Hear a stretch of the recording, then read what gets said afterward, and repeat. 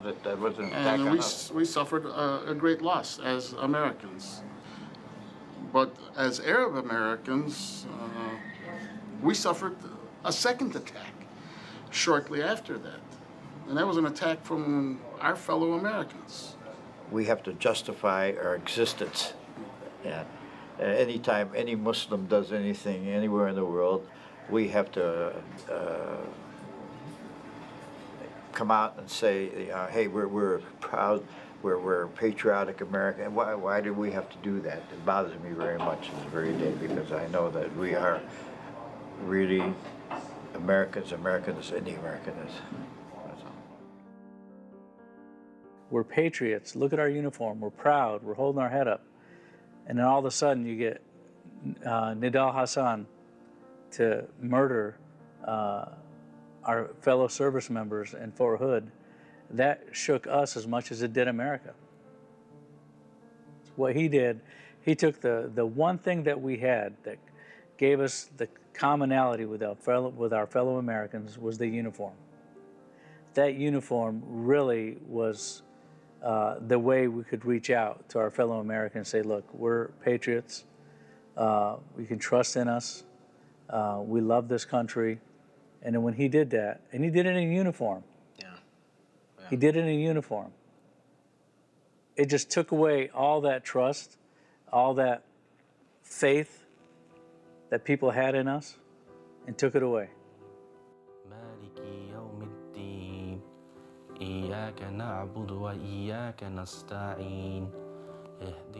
During the research process, I came across the story of James Yee, the Muslim chaplain at Guantanamo Bay. It struck me as the epitome of what's going on today in the United States, how we view Muslims. I needed to hear James Yee tell the story himself. So we're just gonna set up right here, I guess. How's the framing? Rolling. Okay. James, thank you for joining me here. Thank you for having us. Yeah, no problem. Okay. My pleasure. So you compared the first Gulf War with the conflict in Iraq today. Let's talk about how things changed for you personally after 9/11. You were serving at the time, right? Am I correct? At the time of 9/11, I was actually a Muslim chaplain, one of the few Muslim chaplains who served the U.S. Armed Forces. Immediately following 9/11, I was asked to educate troops about Islam and the Muslim culture. And through that, I received an enormous amount of praise and recognition from the Pentagon and the State Department. I think that recognition is what got me handpicked for the assignment down in Guantanamo Bay. I didn't volunteer for the position, but they came and specifically chose me to be the Muslim chaplain. I was there for 10 months. I received a Stellar Officer Evaluation Report. During that time, I served in Guantanamo, and then I received something which also I thought was a reward for the positive contributions I was making in Guantanamo, and that was R&R, rest relaxation. So I got on a plane from Guantanamo, which would land in Jacksonville, Florida, and then I had a connecting flight from Jacksonville back to Seattle, where I would meet my wife and daughter. But I would never make that connecting flight. When I landed in Florida at the Naval Air Station, I was first met by customs officers, immigration officials, and they would search my bags, and they would make spurious claims that I was carrying what they called suspicious documents. And later, when asked what these suspicious documents were, they didn't even know. They just said they seemed suspicious because I was the Muslim chaplain coming from Guantanamo. And then all of a sudden, within an instant, there were intelligence officers on the scene. Army counterintelligence, naval criminal investigators, FBI. 2 agents of the FBI miraculously showed up within seconds. And I kind of wondered how they got there so fast. Well, it was obvious. It was a sting operation. I was arrested in secret. I was shackled at the wrist, at the waist, the ankles, in a suit of chains, the same way that they shackle prisoners in Guantanamo. Sensory deprived, I was then carted off to this maximum security prison while I was being accused of spying, espionage, aiding the enemy. Of course, this was all information that was leaked to the media by the US government, by the US military. But after 76 days, I was never charged officially with these heinous offenses. Instead, I was charged with lesser offenses. Even these offenses were then dropped. I was released, sent back to Fort Lewis, reinstated as a chaplain, and the military tried to act as if nothing had ever even happened. What would be an acceptable apology for you? I mean, completely clearing my name and indicating that I am not a terrorist spy, that they made a mistake, that they were wrong in throwing me in prison and accusing me of these heinous crimes and essentially ruining my career as a military officer. I had hoped to make the military a career and make strides as one of the first Muslim chaplains ever to serve the U.S. Armed Forces. Besides the fact that he was treated as a enemy combatant, what stood out to me was the lack of evidence. I mean, what a crock of shit, you know? Well, I think it was evident that Yi was targeted because of his religion. I was much more skeptical, but having spoke with him, having seen his body language and stuff, I can't help but notice that he's most likely been changed, quite possibly for the worse, because of what he experienced. Would you say it's worse in the military than society as a whole here in America? Well, what I will tell you is that I have never met a Muslim service member or Muslim military member who hadn't at one time or another during their career experienced some negative incident regarding his or her faith as a Muslim. Whether it was being subjected to a training session where the mission was to go out and kill all the Hajis or the camel jockeys, or whether it was people in the intelligence operation became suspicious of us when we held our Friday prayer, when we congregated to make our Friday worship service, and would characterize us as being a potential sleeper cell in Guantanamo Bay. There were others who referred to us as extremists or Hamas, and we were often characterized as people who were sympathetic to the prisoners in Guantanamo. And that harms not only the reputation of the United States, but it makes more difficult the challenge of military recruiters to bring American Muslims into the U.S. military to serve. So until we have some changes, until Muslims are respected as individuals, as human beings, until Islam, the faith, is respected as any other faith would be respected, whether it's Christianity or Judaism, Buddhism, Hinduism, or any other world religion, we're gonna continue to see problems with Muslims who serve in the military, the equal opportunity employment aspect of respecting minorities within the ranks. Currently serving, or that's a veteran, get ready to shout them out. It's My Cousins Radio Show right after the break. Hang on. I'm Abdul Montazer. I go by Ace. I'm in the radio business. I'm right here in Detroit. My background, I'm Middle Eastern, Muslim, and I served in the military. What you got for me, man? One of the people Jamal thought it was important for me to interview was Ace. He was one of the first members to go out with Jamal and represent Muslim Americans serving in the U.S. military.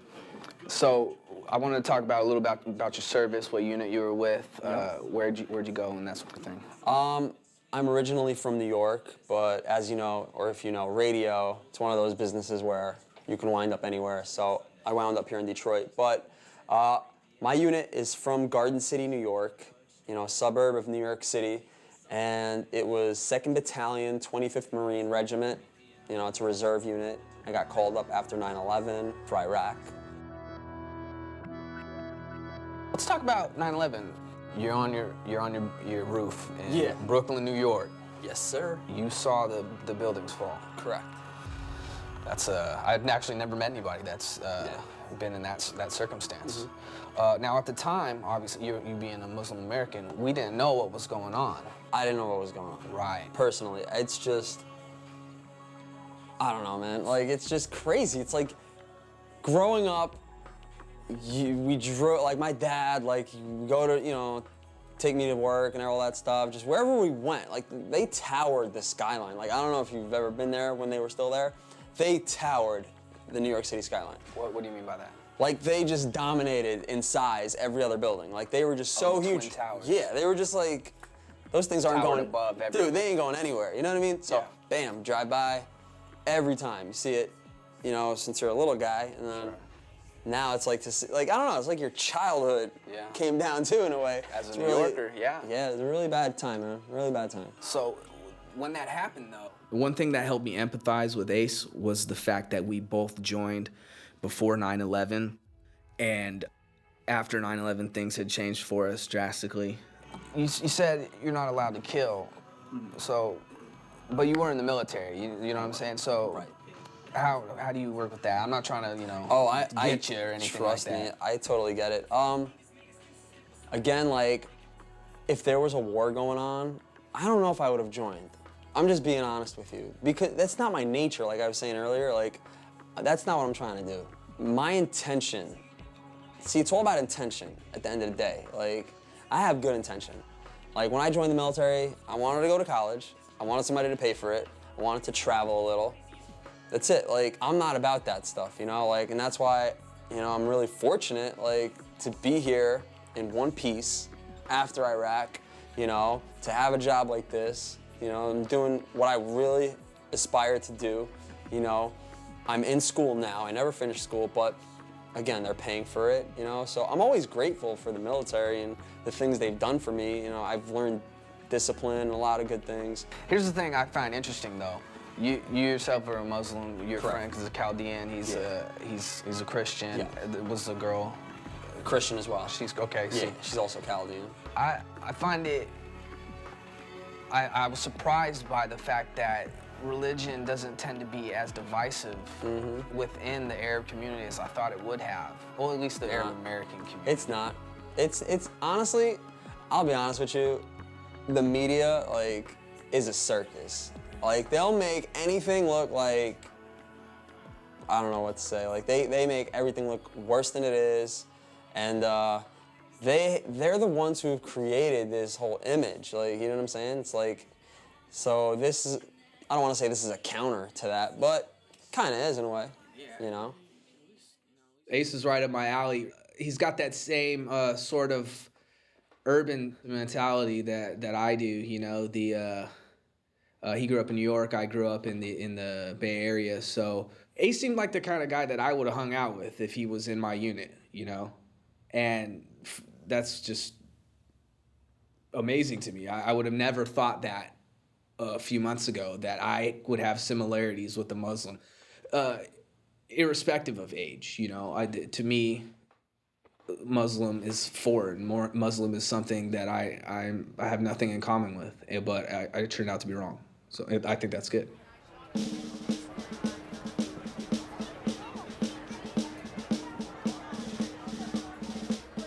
It was a huge relief to meet these guys. They are patriotic Americans like myself.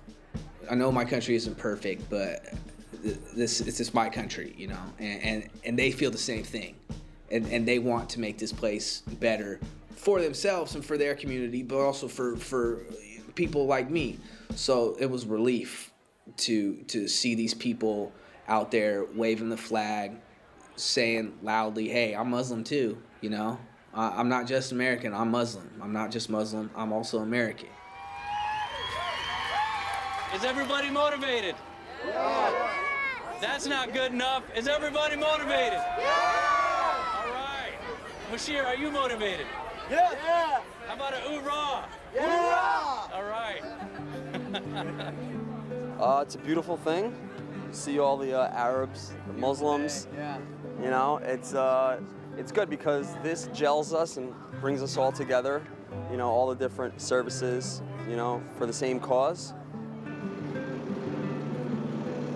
Arab Americans proud in the military. It's a beautiful thing. It is, and it's a beautiful day. And I went out there and I met some guys that I thought were some really outstanding guys. Not just Badani, not just Ace, but the whole group out there. All right, they're starting.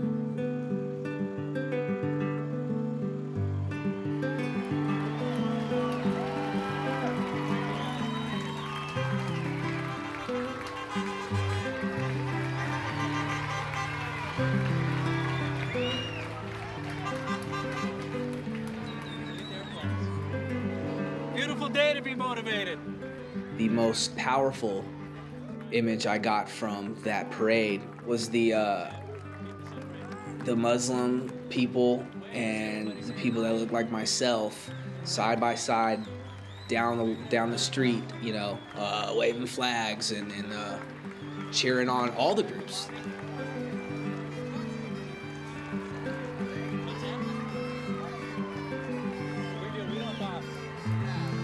I think that mistrust comes from lack of knowledge.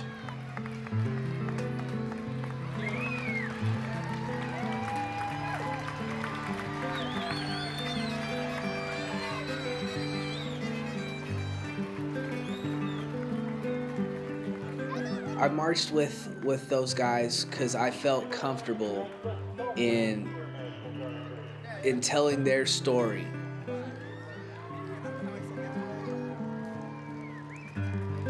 The whole experience was just awesome. Not a good look for Aiden. How you doing? I would never have been able to make this sort of paradigm shift in the way I thought if I didn't go and see a place like Dearborn.